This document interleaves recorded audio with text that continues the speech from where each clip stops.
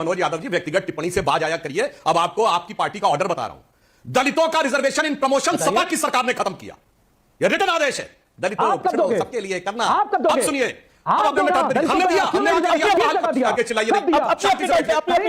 मैं फिर वही सवाल पूछ रहा हूं कि विरोध बीजेपी का करिए, नरेंद्र मोदी का करिए, जी खोल के करिए, अच्छी तरह लड़ाई लड़िए, लेकिन राम का विरोध करने से वोट नहीं बढ़ने वाला। शत्रुघ्न सिन्हा का बार बार नाम ले रहे हैं तो ज्यादा मत कहिए ना, फिर वो मुंबई या दिल्ली से कहेंगे खामोश। वैसे सुधांशु जी, आप मुझसे छोटे हिंदू हो और छोटे हिंदू होने के नाते मैं आपको माफ करता हूं, क्योंकि मैं बड़ा हिंदू हूं, मैं यदुवंशी हूं। आपका कोई वंश पता नहीं किस तरह का है। हमारा इतिहास शानदार। बहुत अच्छी बात कही। तो बताइए, कृष्ण जन्मभूमि पे औरंगजेब वाली मस्जिद रहनी चाहिए कि नहीं रहनी चाहिए?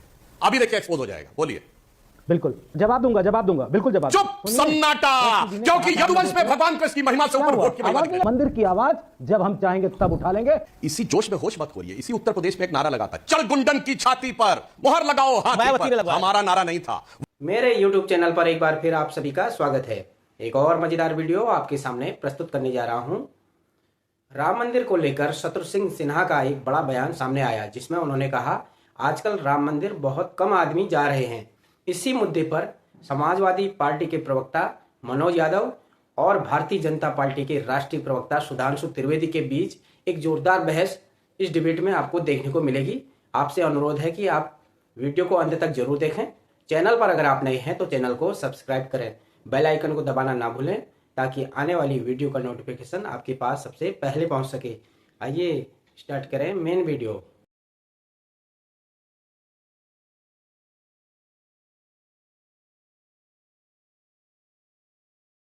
आपसे जो मेरा प्रश्न है वो है कि शत्रुघ्न सिन्हा को, कि आप ही के अलायंस के पार्टनर हैं, वो कहते हैं कि राम मंदिर में अब कम लोग जा रहे हैं।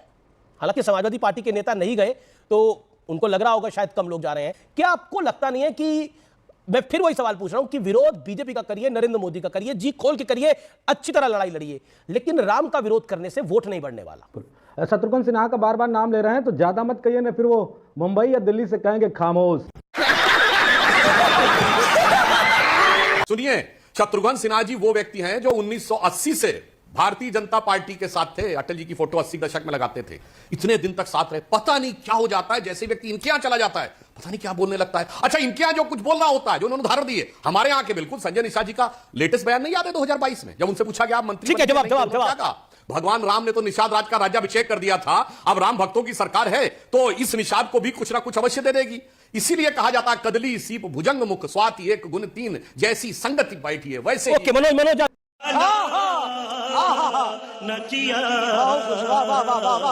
चाहे निषाद हो, कश्यप हो, बिंद हो, कहार हो, कुम्हार हो, उन सब ने कहा था कि हमें ओबीसी से एससी में कन्वर्ट होना है, तो वो तो दिया नहीं आपने। और आज भर का जो सामाजिक न्याय का रिपोर्ट है वो आपने लागू नहीं की, तो सवाल तो उठेंगे। ईश्वर की आड़ में अगर छिपने की कोशिश करेंगे सुधांशु जी और बीजेपी के लोग, तो जनता आपको एक्सपोज कर देगी। श्लोक पढ़ने से कुछ नहीं होता है। संस्कृत के 2 श्लोक सुना देने से आप हिंदू नहीं हो जाओगे। वैसे सुधांशु जी, आप मुझसे छोटे हिंदू हो और छोटे हिंदू होने के नाते मैं आपको माफ करता हूं, क्योंकि मैं बड़ा हिंदू हूं। कैसी बातें कर रहा है ये? मैं यदुवंशी हूं। आपका कोई वंश पता नहीं किस तरह का है। हमारा इतिहास शानदार है, इसलिए हिंदू वाले विजन पे, धर्म वाले विजन पे हमसे मत भिड़िएगा। ये विवादित है। इनकी बात का भी जवाब देता हूं। देखिए, जब आदमी के पास जवाब नहीं होता है तो वो आ जाता है व्यक्तिगत आक्षेप के ऊपर। बहुत अच्छी बात कही। तो बताइए, कृष्ण जन्मभूमि पे औरंगजेब वाली मस्जिद रहनी चाहिए कि नहीं रहनी चाहिए? अभी देखिए एक्सपोज हो जाएगा। बोलिए। बिल्कुल जवाब दूंगा, बिल्कुल जवाब। चुप, सन्नाटा, क्योंकि यदुवंश में भगवान कृष्ण की महिमा से ऊपर वोट की महिमा नहीं आ रही। क्या खत्म? भाई मजा आया। मंदिर की आवाज जब हम चाहेंगे तब उठा लेंगे, और जहां चाहेंगे तो उठाइए ना, अभी तो सवाल उठ रहा है। हम जनता की चलिए, आवाज अब जवाब देता भगवान की आवाज सुनो। अमीशी। Okay Sudhanshu reply. अब मैं श्लोक नहीं, मनोज यादव जी व्यक्तिगत टिप्पणी से बाज आया करिए। अब आपको आपकी पार्टी का ऑर्डर बता रहा हूं।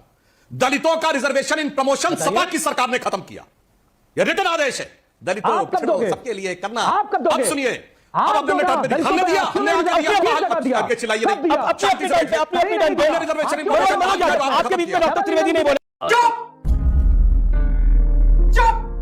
प्रदेश सरकार में, समाजवादी पार्टी की सरकार ने दलितों का रिजर्वेशन प्रमोशन समाप्त किया। अब और सुनो, दलितों और पिछड़ों की बात करने वाले, एससी एसटी एक्ट को डाइल्यूट किया आपने उस पर मुकदमे नहीं दर्ज किए। यह बसपा ने कहा। जब उत्तर प्रदेश में आपने काशीराम जी के दम पे सरकार बनाई थी तो मायावती जी का रिटर्न बयान है कि समाजवादी पार्टी के गुंडे, उनका बयान है, कोर्ट में दिया गया, मेरी पार्टी के दलित विधायकों को जातिवाचक शब्दों के साथ पकड़ पकड़ कर घसीट घसीट कर ले जा रहे थे और मेरी जान ले ली जाती यदि हमारे नेता स्वर्गीय जवाब ले लो। ब्रह्मदत्त द्विवेदी बीच में ना आ गए होते। कांग्रेस केंद्र में बैठी थी, आपकी बैठी थी। और सुनिए, अरे पूरी बात सुनो मेरे भाई, तो रुको जरा, सबर करो। उस समय एक वो थे जो एसपी थे और आपके राकेश सिंह राणा लखनऊ विश्वविद्यालय शासन अध्यक्ष थे, ऐसे रिवॉल्वर लेके चल रहे थे और एसपी साहब प्रोटेक्शन दे रहे थे और दलित विधायकों को मार मार कर, पकड़ पकड़ कर, खींच खींच कर जातिवाचक शब्दों के साथ किया जा रहा था और SC/ST एक्ट का मुकदमा भी दर्ज। मेरे भाई, जब बोला करो तो सोच समझ के बोला करो, व्यक्तिगत टिप्पणियां करने की जरूरत नहीं, सैद्धांतिक बात करिए। इसी जोश में होश मत हो रही है। इसी उत्तर प्रदेश में एक नारा लगा था, चढ़ गुंडन की छाती पर मोहर लगाओ हाथी मायावती ने पर। लगवाया। हमारा नारा नहीं था, वंचित शोषित समाज का नारा था। तार्किक प्रवक्ता की उपाधि इतनी जल्दी इसी डिबेट में खो दी है, बड़ा मुश्किल हो गया भाई। तो कैसी लगी आज की ये वीडियो कमेंट करके जरूर बताएं। मिलते हैं अगली वीडियो में, तब तक बाय बाय।